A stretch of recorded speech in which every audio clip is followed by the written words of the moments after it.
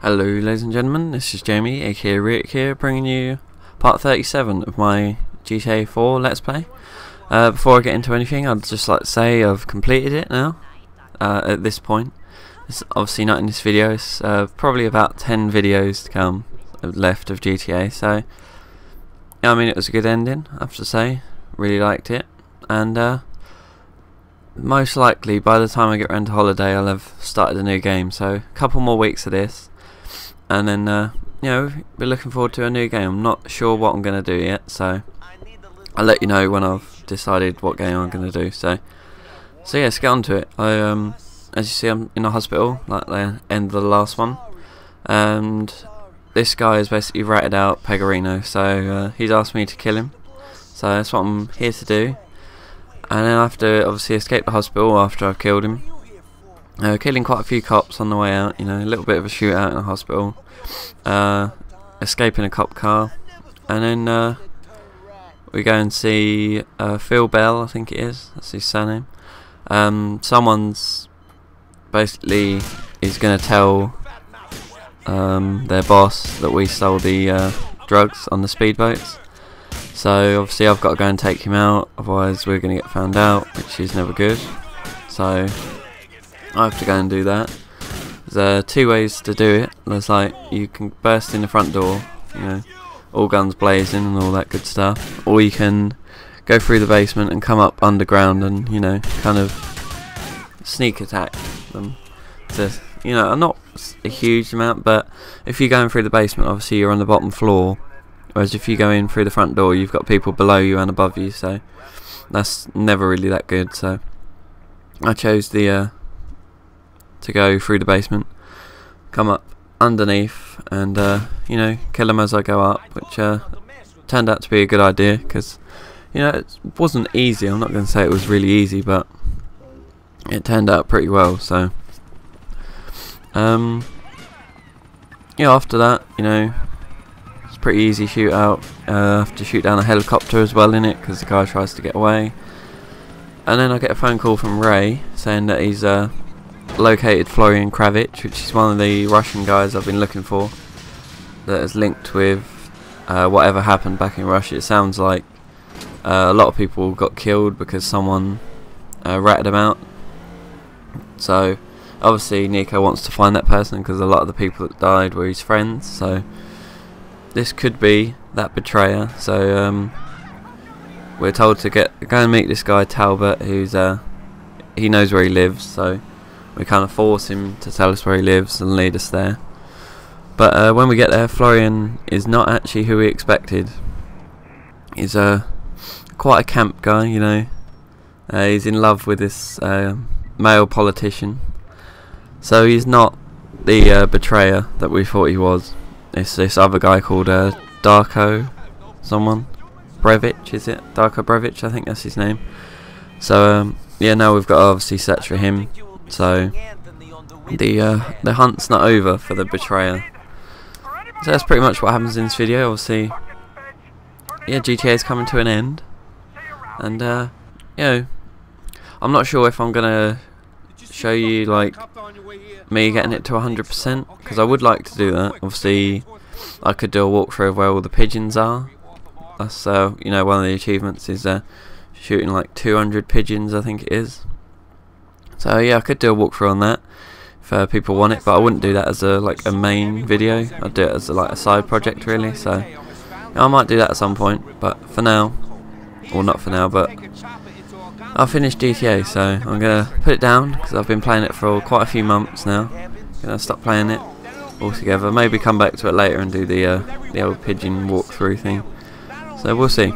Anyway, in this video, I'm going to talk about winning the lottery. So you know, I'm sure most countries have a lottery nowadays, and oh no, the whole of Europe shares one, the Euro Millions, which has been quite a while since someone's won it, and it's racked up to, I think it was 166 million last week. So now obviously that would be an incredible, life-changing amount of money.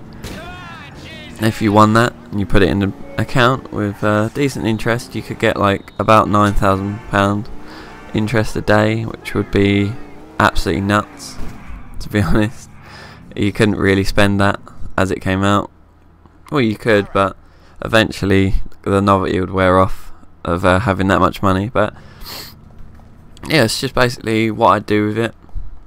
Not obviously the whole lot, but what I'd buy myself, you know, what I'd do for my family, you know, all that, you know, just a list of stuff that I would most likely do in this situation if I won the lottery. So, what would be the first thing? I've got a list of stuff here that I would want to buy, you know, and do. But probably the first thing I'd do would be have a holiday, you know. I'd take my close family, like obviously my mum, dad and brother, away on a holiday somewhere.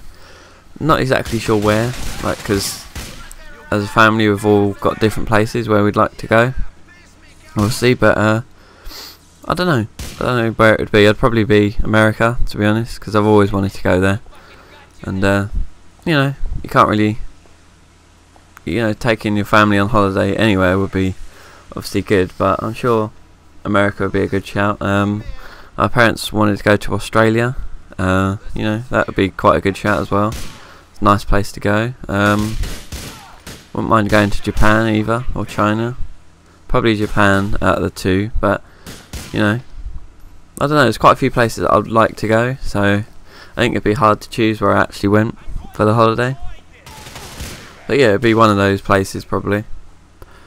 And then when I got back, I would most likely, depend on the amount of money, pay off the mortgages to my, like, the rest of my family's houses. So obviously that would free up a hell of a lot of money for them, because mortgages, you know, they're a lot of money. So spending, you know, giving someone that right amount of money to pay off their mortgage would free up a reasonable amount of money for them. So obviously it would be easier on them. I don't know if just giving everyone a huge amount of money, like say a couple of million, would be the best thing to do. I don't know. Obviously if you won a hell of a lot of money, like the Euro Millions, 160 odd million, then you've kind of got enough money to do that. But if you say you've won 10 million or something, no, I think the paying off the mortgages would be the best bet for your family. Maybe not everyone's got a mortgage though, which would be another thing. Some people say, obviously my nan and granddads don't have mortgages anymore, so it'd be a bit unfair just to pay off mortgages when they haven't got one. It'd only be my auntie and uncles really, obviously my parents. But you know, maybe I'd set a amount of money, say find out what the largest mortgage is in my family, and then give everyone that. I don't know, I'd see. I wouldn't be exactly sure of what to do, so obviously I buy a new house for me and my parents. So yeah, I do still live at home. I'm not that old, but you know, you buy a big enough house, it doesn't really matter if you still live at home. I'd have a cinema, obviously, because as you know, me and my family watch a hell of a lot of films, so that would be pretty important for me to have you know, a really big screen, and you know, be able to watch films on it. So obviously it'd be like a cinema size screen, but not play on a real projector. It'd still play on like a DVD player, and you know, I'd have obviously the option for 3D as well, which would be pretty cool. So well, so I'd obviously have a big office for me with you know, my computers and stuff in. I'd get obviously a new gaming rig. So mine's, you know, it's a little bit out of date now. It could do with some updating, but I'd pretty much buy a top of the line PC, build it myself still, because you know, I really enjoy doing that, so I'd still do that. I'd have 3 monitors for it as well. So obviously I'd have you know, the old ATI Infinity, so I'd have like a 32 in the middle, and then 26-inch, something like that either side. Just, you know, multitasking, make it easier. It would be pretty good. Obviously with the Infinity setup, you can play games in stupidly big resolutions as well, so it'd look nice. Yeah, so that would obviously be my gaming computer. I have an iMac, the new 27-inch one, the solid state drive and everything.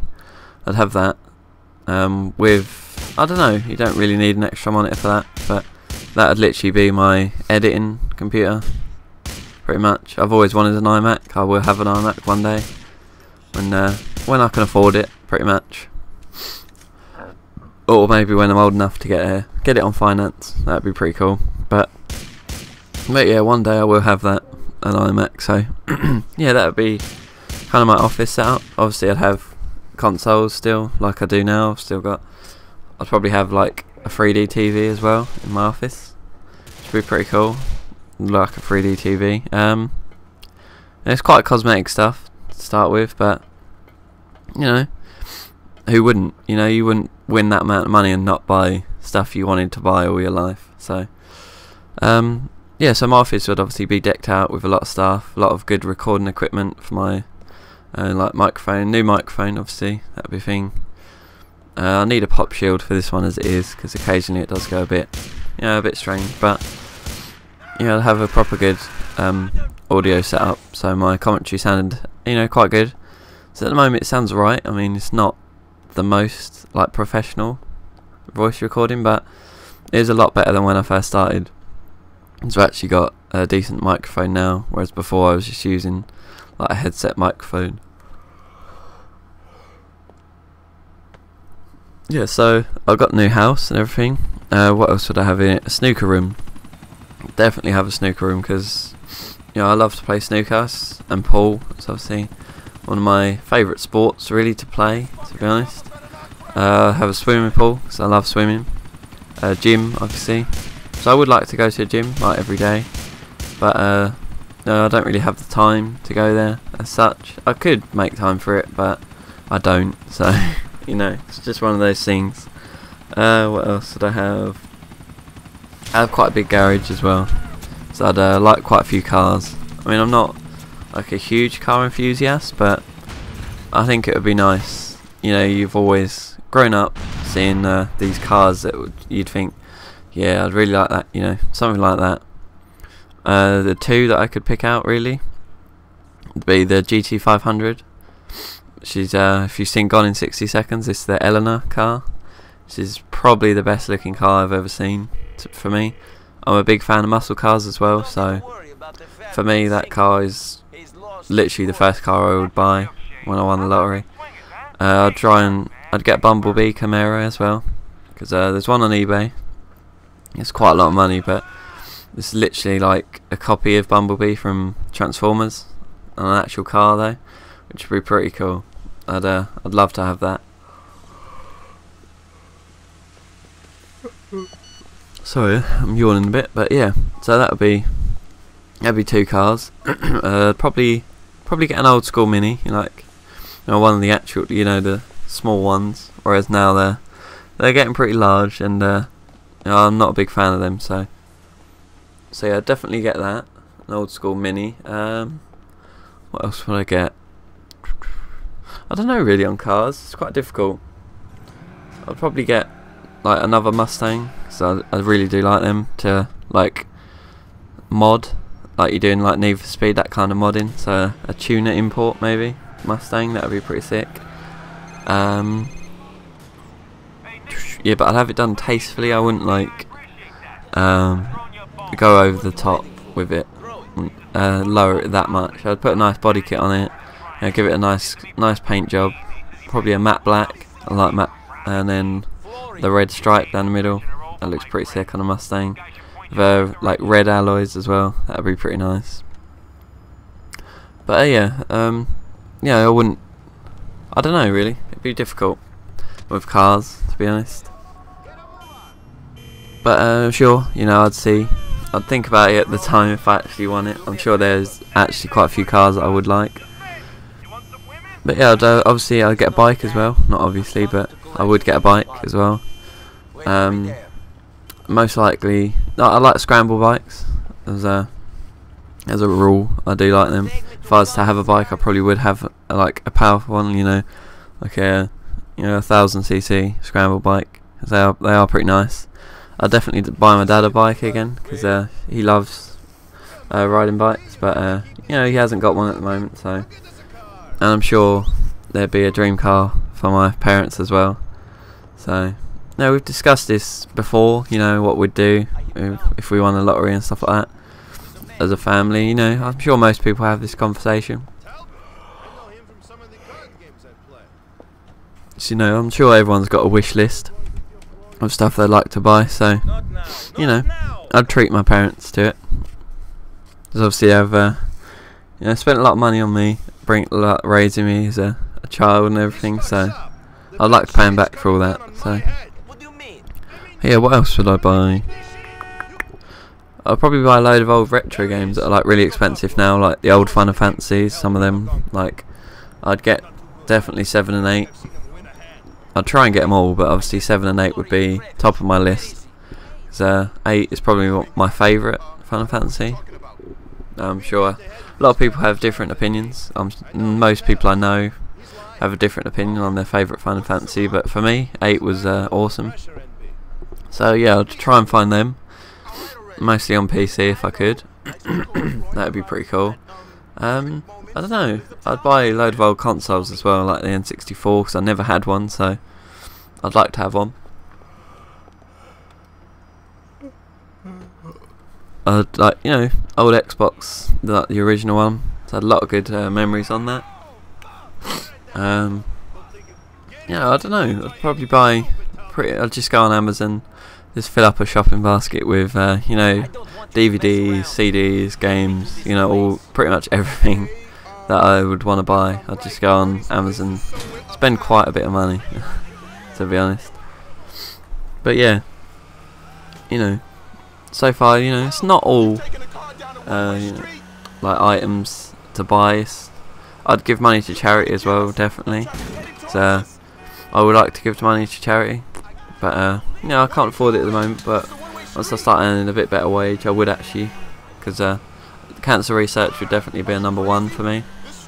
There has been cancer in my family, and still is today, so definitely cancer research do a lot of good work, so that would be my top charity if I was to win the lottery. Or, you know, just, even now, have some spare money to give away each month. You know, should do that. Everyone should give to a charity. Not, you know, not a huge amount. Even if you can only like offer, say, £5 a month, something like that. I mean, a charity would be grateful for that, obviously. I'm pretty sure there's a charity that everyone would support in some way. Maybe you've had something happen to someone in your family, and like a rare disease, and there's a charity for that or something, or something that you're passionate about, you know. I'd probably try and help esports get bigger, and you know, host kind of like tournaments. I'd definitely do that. I'd get maybe like Day 9 or Total Biscuit to do the casting for it. That would probably be another top priority of mine. It'd be you know, quite big prize pools, not enormous to start with, but you know, just getting like, you know, 8 or so people together to you know, a little tournament, about what, a couple of grand prize money, probably £5 prize money, 2,500 to the winner, etc. You know, it can get smaller as it goes down, but something like that would be pretty awesome to do, and really helpful to the esports community. So what else? I'd continue my YouTube channel as well, because you know, it's when I obviously now, because I'm not earning money out of it, and that's not why I started it either. I've wanted to do it for ages. It's something that I've watched people do and thought I would love to be able to do that, you know, make videos, talk to a community of people that enjoy my videos and have a following like that. And yeah, it would be nice to get paid. It would be a bonus, but I know a lot of people go in with the sole intention of making money. Obviously, I thought at the start of it, if I do this well enough, if my content's good enough, I could earn money out of it. Obviously, everyone thinks that when they start a YouTube channel, but at the moment, it's not. There's no chance of me earning money out of it for a long time, probably a year or so, I'd say. So I've got a year of knowing that I'm not going to get money out of it. So, you know, if you were thinking about starting up straight away and wanting to earn money, you're going about it completely the wrong way. You want to build up a passion for it, because at the moment I love making the videos. I love talking to myself in my room, believe it or not. To start with, I was a bit I don't know, this feels awkward, you know, but now it kind of flows free. I'm still not the best commentator. I'm, learning. I've, learnt a couple of tricks. Like Cnanners, he said, I think it was Cnanners, said, like, don't sit there still in your chair staring at your screen, watching the timer tick up. He didn't say it in these exact words, but he said, feel your commentary, basically. Don't sit still. Move your arms and that if you want to. I'm doing it right now. But, because you get the feeling of the commentary more if, you're, I don't know how to say it really.